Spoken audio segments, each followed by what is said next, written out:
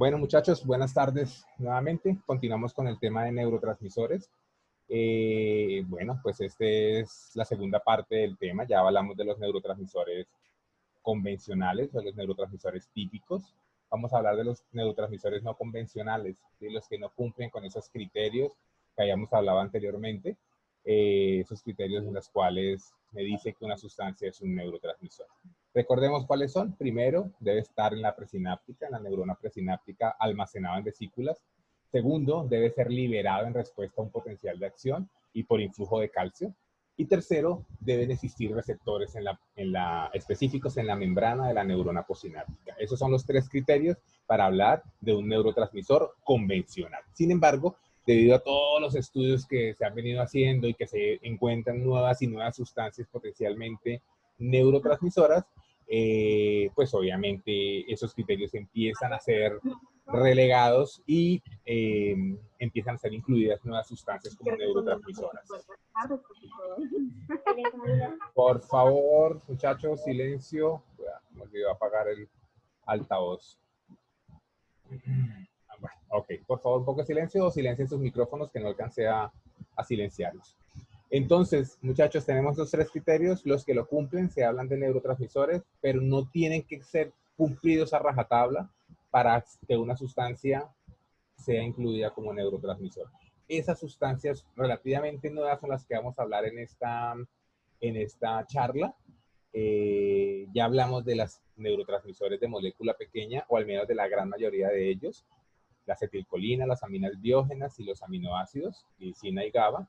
Vamos a continuar hablando de otro neurotransmisor de molécula pequeña, que es el ATP, que a pesar de que es un neurotransmisor de molécula pequeña y en cierta parte cumple con algunos criterios, tiene unas características que hace que ese neurotransmisor, el ATP, sea considerado como un neurotransmisor no convencional. Y posteriormente hablaremos de neurotransmisores de molécula grande, ¿sí? Haciendo énfasis básicamente en algunos neuropéptidos encefalointestinales, los opioides endógenos y los endocannabinoides. ¿So? Entonces, el ATP es el último de los neurotransmisores de molécula pequeña. Recordemos que el ATP ustedes lo conocen completamente. El ATP es la sustancia, es la molécula energética por excelencia de la célula. Se encuentra de manera masiva en el citoplasma. El citoplasma está lleno de ATP, ¿sí? Y el citoplasma está lleno de ATPasas que lo que hacen es desfosforilar, hidroxilar el ATP, corrijo, para pasar a ADP y luego a AMP para liberar fosfato y liberar energía. Entonces ya sabemos, eso lo tenemos muy claro y ustedes lo han estudiado bastante en química, pero acá les vamos a enfocar el ATP como neurotransmisor. En 1996 fue que se empezó a descubrir que el ATP tiene funciones extracelulares, no solamente como fuente de energía, sino extracelularmente como una manera de comunicación neuronal. ¿Sí? En este momento el ATP es un neurotransmisor considerado como un co-neurotransmisor, o sea, es liberado en conjunto con otros neurotransmisores de vesícula pequeña. O sea, por sí solo no se encuentran vesículas solamente ATP, sino que está metido en las vesículas combinado con otros neurotransmisores como dopamina, como glutamato, como acetilcolina, como noradrenalina. Ese ATP tiene acción tanto central como periférica. Entonces, como les decía, el ATP se almacena en vesículas junto con otros neurotransmisores y esa es la manera como el ATP se salva de ser metabolizado por toda esa maquinaria enzimática oxidativa que lo va a convertir en ADP y luego en AMP para producir moléculas de energía. Entonces, esa es la manera como el ATP llega, pues sale del citoplasma, se mete en las vesículas, es protegido para poder ser liberado al exterior y actúe como un neurotransmisor. Se encuentra como co-neurotransmisor en sinapsis de glutamato, ¿cierto? Vamos a hablar ahora de qué manera él ayuda a proteger de la excitotoxicidad, o sea, retroalimenta negativamente esa sinapsis para evitar de que haya excesiva liberación de glutamato. También está en las sinapsis adrenérgicas y noradrenérgicas, potenciando la vasodilatación, o sea, aumentando la inhibición del músculo liso de los vasos sanguíneos. Colinérgicas en las sinapsis colinérgicas potencian la contracción del músculo liso, o sea, ayudan a promover la contracción de la pared intestinal, por ejemplo. y también es una sustancia promotora de estímulos dolorosos. En la próxima clase vamos a hablar de dolor y nos vamos a dar cuenta que es una sustancia que promueve el dolor crónico. Bueno, entonces, ¿qué pasa con el ATP? El ATP está metido en la vesícula junto con otros neurotransmisores, es liberado como todos los neurotransmisores por medio de un influjo de calcio, activa receptores específicos para ATP, en este caso los receptores se llaman purinérgicos, recuerden que el ATP es una purina, entonces por eso se llaman así los receptores, receptores purinérgicos, inmediatamente es metabolizada por unas enzimas que se llaman nucleotidasa. Al ser degradado, ese ATP se convierte en adenosina. O sea, la adenosina es un producto final del metabolismo y catabolismo del ATP. Y aparte de eso, aparte que esa adenosina es un producto final, también es un neurotransmisor. ¿Listo? Por esa razón, porque uno de sus metabolitos, en teoría inactivos, son activos como neurotransmisores y activan esos receptores purinérgicos. O sea, es como una manera de potenciar, o sea, tanto el ATP como la adenosina, que es su producto final de degradación, son neurotransmisores. Por esa razón, el ATP es un neurotransmisor convencional, clásico de vesícula pequeña, y la adenosina es un neurotransmisor no convencional. Todos forman parte del grupo de las purinas, ¿listo? Pero por esa razón el ATP queda ahí como en el limbo, no es el clásico neurotransmisor porque no tiene los mecanismos de eliminación de la hendidura sináptica, lo que hacen es potenciar la transmisión purinérgica. ¿Listo? Hay dos tipos de receptores, los receptores P1, que son los que son activados por la adenosina, y los receptores P2, que son los activados directamente por el ATP.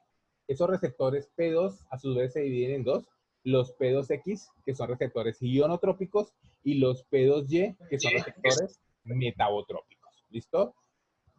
Esta es la forma, entonces acá vemos la gráfica en la cual vemos la vesícula de neurotransmisores en las cuales hay ATP. También hay otros neurotransmisores, obviamente. Llega y es liberado el ATP de la hendidura sináptica. Ese ATP actúa en la membrana postsináptica por medio de los receptores P2, o sea, son receptores purinérgicos, activa la neurona postsináptica, pero a su vez ese ATP es degradado rápidamente a AMP cíclico, AMP, y el AMP por medio de la nucleotidasa produce adenosina. Esa adenosina va a activar los receptores P1 que están en la membrana presináptica y van a ser reabsorbidos para producir más ATP. De esta manera, el ATP es liberado y activa dos tipos de receptores. Directamente el P2, que es en la membrana postsináptica, y también activa un P1 en la membrana presináptica. De esta manera, esos receptores que están en la membrana presináptica, que es el P1 y el P2Y, autorregulan, modulan la liberación de otros neurotransmisores. Por esta manera, principalmente cuando están localizados en las sinapsis glutamatodérgicas, es por lo general estos P1, este P1 o el P2Y que están en la neurona presináptica son inhibitorios. Lo que hacen entonces al activar la adenosina, estos receptores, lo que van a hacer es el disminuir, o sea, aumentar la hiperpolarización, volver más negativa esta neurona y evitar que se siga liberando el neurotransmisor. De esa manera como que frena la producción y la liberación de glutamato, que es el excitador por excelencia y el que puede provocar una excitotoxicidad. ¿Listo? Entonces ese es el ATP. Su función es mixta, por lo general ayudan a activar, o sea, los ionotrópicos abren canales de calcio principalmente para potenciar la contracción, y los que son inhibitorios son los metabotrópicos, tanto el P1 como el P2Y son metabotrópicos y por lo general cierran, abren canales de potasio, o sea, negativizan más la célula. El segundo grupo ya pasamos de los neurotransmisores pequeños. Ahora vamos a hablar de los neurotransmisores de molécula grande. Los neurotransmisores peptídicos forman parte de esa familia. Esos neurotransmisores de molécula grande se sintetizan, a diferencia de los de vesícula pequeña, estos de peptídicos se sintetizan en el cuerpo neuronal. ¿Sí? Se sintetizan en el cuerpo neuronal formando grandes cadenas peptídicas, grandes polipéptidos. Esos polipéptidos se conocen como prepropéptidos, ¿sí? Esos prepropéptidos se encuentran ahí en el núcleo, en el citoplasma, y a nivel del retículo endoplasmático se empiezan a clivar, empiezan a cortar, y al ser cortados van formando otras pequeñas moléculas, no tan grandes como las iniciales, que se Profe, conocen como qué propéptidos. pena. Dime. Profe, ¿será que puedes hablar un poquito más despacio? Es que Ok. considero que vas mejor. Gracias. Dale, bueno, entonces retomo. Los neurotransmisores de molécula grande son sintetizados en el cuerpo neuronal como prepropéptidos. Un prepropéptido es sencillamente una molécula polipéptida gigantesca, ¿sí? Que es el precursor inicial, y poco a poco esos prepropéptidos se van a ir cortando, se van a ir clivando y van a ir formando moléculas peptídicas más pequeñas, conocidas como propéptidos. Finalmente, esos propéptidos vuelven a ser cortados y ya forman varios tipos de neurotransmisores proteínicos, ¿sí? Dentro de eso se forman péptidos hipotalámicos, péptidos hipofisiarios, péptidos encefalointestinales y péptidos opioides, ¿sí? Entonces acá vemos un ejemplo, solamente dos ejemplos, del prepropéptido que se llama preproopiomelanocortina, así se llama la molécula grande. Es clivada en varios pedazos, ¿cierto? Se le quita la secuencia señal, queda una otra molécula que se llama preproopiomelanocortina, y finalmente es partida formando hormona de crecimiento, otro precursor, y luego es cortada para formar otros péptidos activos. O sea, de una sola molécula sale la ACTH, que es la hormona estimuladora, eh, eh, la hormona estimulante de secreción de corticotropinas, de una hormona. Se forma la gamma lipotropina y la beta endorfina. ¿Listo? Acá hay otro ejemplo. Ya este es un ejemplo en el cual solamente van a formar péptidos endógenos, opioides endógenos, que es la preproencefalina A, es clivada y va a formar varios péptidos activos como metencefalina, leoencefalina y metencefalina. Todas estas moléculas son péptidos mucho más pequeños, ¿sí? Y esos péptidos funcionan como neurotransmisores. Esos péptidos activos pueden actuar de manera directa sobre la neurona cercana en forma de una sinapsis, o sea, modulando sinapsis, o a larga distancia, es liberada en sangre por la hipófisis o por el hipotálamo, y eso provoca una acción como un neurotransmisor a distancia. ¿Listo? Entonces eso es lo que se conocen como hormonas. Tienen múltiples funciones fisiológicas, las vamos a ver a continuación, y a nivel sináptico van a producir respuestas de todo tipo. Van a inhibir, van a activar, van a modular, van a desencadenar cascadas metabólicas que van a modificar la función de la célula en muchos aspectos. Quizá de todos los neurotransmisores peptídicos, uno de los más importantes y de los más conocidos es la sustancia P. Entonces acá vemos los dos grandes grupos. Están los péptidos hipotalámicos e hipofisiarios, que como ustedes se dan cuenta básicamente son hormonas, ¿sí? Son hormonas hipotalámicas, hormonas de la hipófisis, que tienen una acción, lo van a ver en fisiología, si es que ya no lo vieron, tienen una acción en determinadas partes del cuerpo, en determinados órganos y tejidos.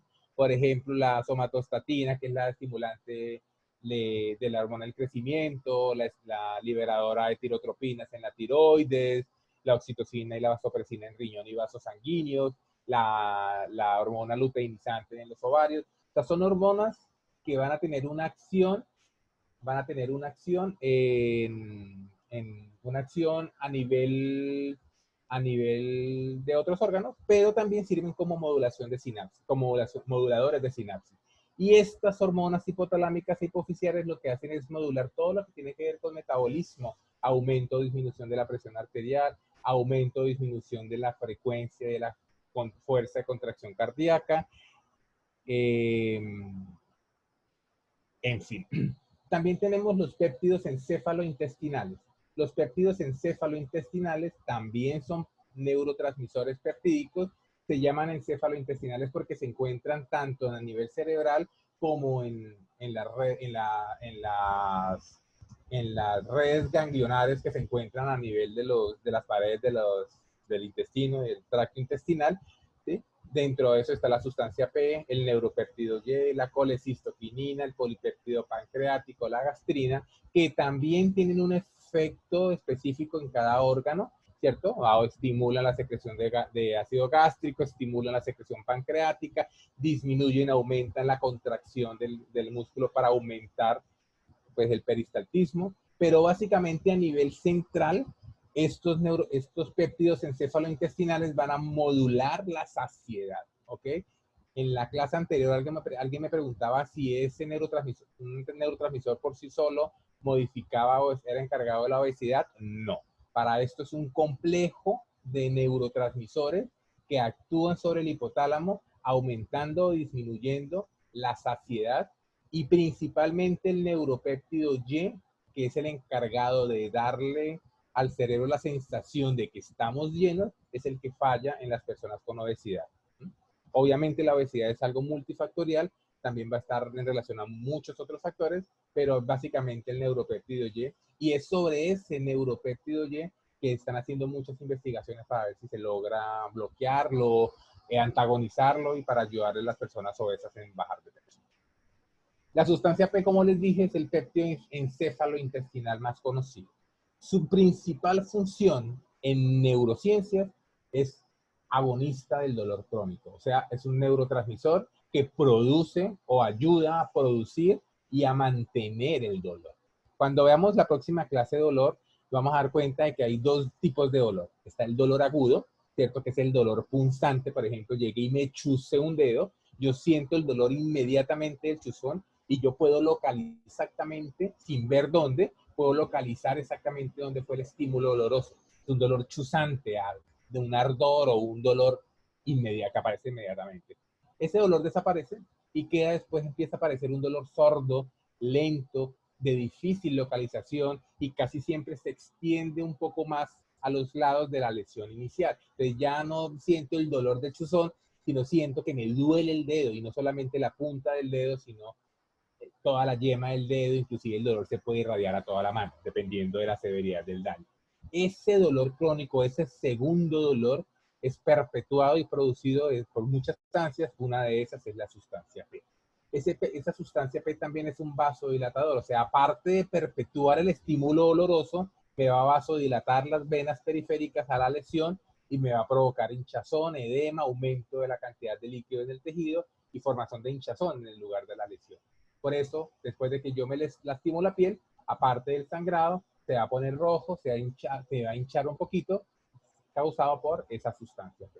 También en el intestino, pues se estimula la motilidad intestinal, estimula la secreción ganglionar y al parecer también favorece el crecimiento tumoral. O sea, es un neurotransmisor perverso. Ese receptor, esa sustancia P, tiene como receptor el NK1. Es el más estudiado, hay NK2, NK3, pero el más estudiado es el NK1, ¿sí? Principalmente este es el receptor en el que se están haciendo estudios para intentar bloquearlo y disminuir el dolor crónico. Los analgésicos, los anestésicos intentan controlar el dolor agudo, pero este dolor crónico es un poco más difícil de controlar y por eso se están haciendo muchos esfuerzos para intentar bloquear ese receptor. Acá vemos la lesión, vemos la piel, vemos una espina, lo que ustedes quieran, una aguja, chuzó, dañó la piel, dañó tejido. Ese daño de tejido implica daño y destrucción de células. La destrucción de las células va a provocar liberación de muchas sustancias, serotonina, iones de hidrógeno, el ATP que estaba dentro de la célula, ¿cierto? Algunas prostaglandinas e histamina, al romperse la célula, van a llegar y van a estimular la terminal nerviosa libre, que es la que va a conducir el dolor. Ese estímulo va a viajar hacia el ganglio de la raíz dorsal, hacia la neurona, cuerpo de la neurona que está en el ganglio de la raíz dorsal, y ella va a mandar el estímulo doloroso, pero a su vez va a devolver el estímulo y va a provocar liberación de sustancia P. Entonces la sustancia P va a llegar y va a estimular la vasodilatación, ¿sí? O sea, va a estimular que los vasos sanguíneos se dilaten, llegue más sangre, llegue más macrófagos, lleguen más neutrófilos o mastocitos a inflamar aún más el área lesionada, llamando plaquetas, produciendo más ATP, produciendo interferones y finalmente perpetuando ese estímulo doloroso. Entonces, esta es la función en neurología con respecto al ATP. Bueno, y ya terminando estos péptidos, esos neuropéptidos que no son muy importantes, pero son muchos y tienen muchas funciones y ninguna específica en neurociencia, pues tenemos los opioides endógenos que quizás sí son los neuropéptidos más importantes, ¿ok?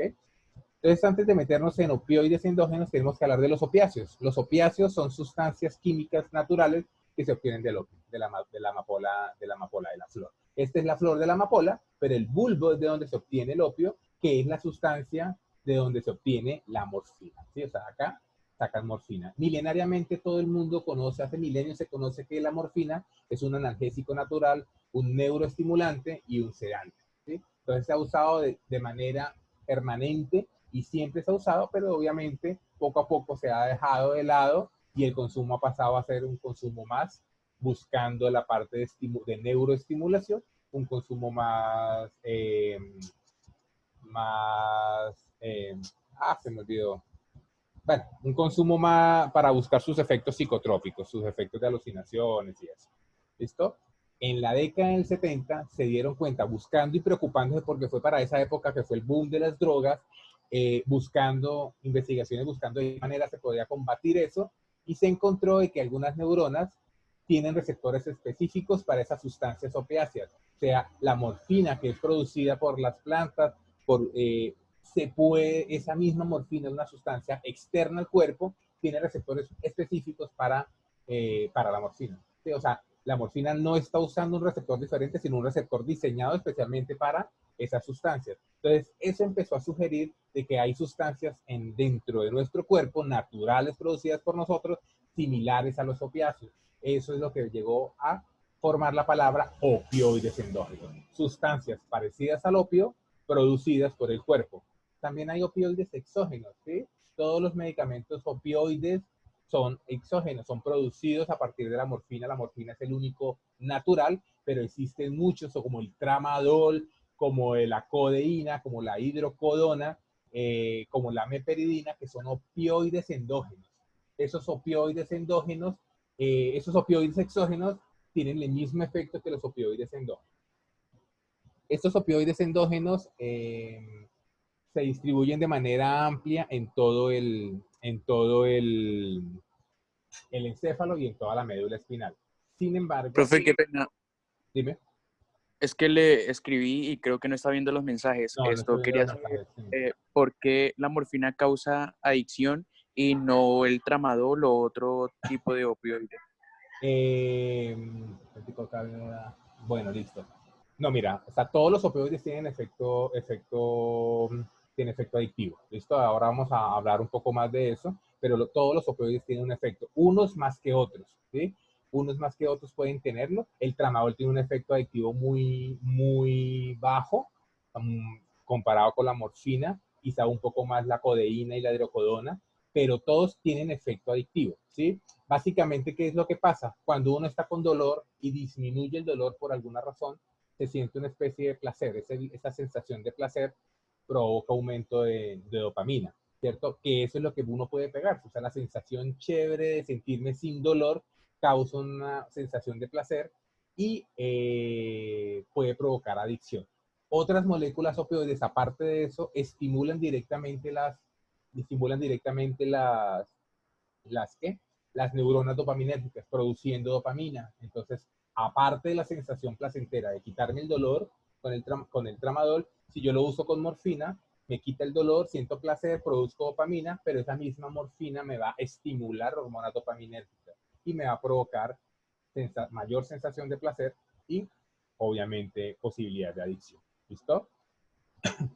De todos modos, en el taller voy a buscar un poco de eso y ustedes se van a dar cuenta cuáles son los mecanismos leídos directamente por ustedes. ¿Ok? Voy a dejar acá el chat de grupo acá abierto, ¿sí?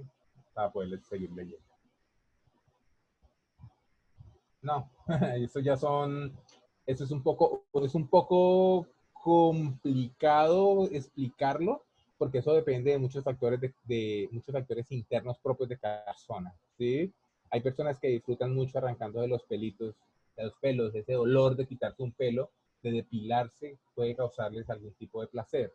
De por sí la relación sexual, de cierta manera, hay algo de dolor en en las dos partes. Entonces, eso depende de muchas cosas y depende básicamente de la forma como estamos nosotros, como la forma como bloqueamos. Y de cierta manera los opioides endógenos pueden provocar eso. Cuando hay un estímulo doloroso, hay un sistema opioide que llega e intenta bloquear el dolor, ¿sí? Para intentar modular de manera interna el dolor para que no sea tan fuerte y sea tolerable. Entonces, quizá algunas personas pueden lograr que esa descarga de opioides sea un poco mayor y se sienta algo de euforia o algo de placer con estímulos dolorosos. Pero es importante que la persona que el dolor le causa placer no significa que todos los dolores le causa placer. Son dolores específicos o en circunstancias específicas, ¿sí? Si yo estoy normalmente en la...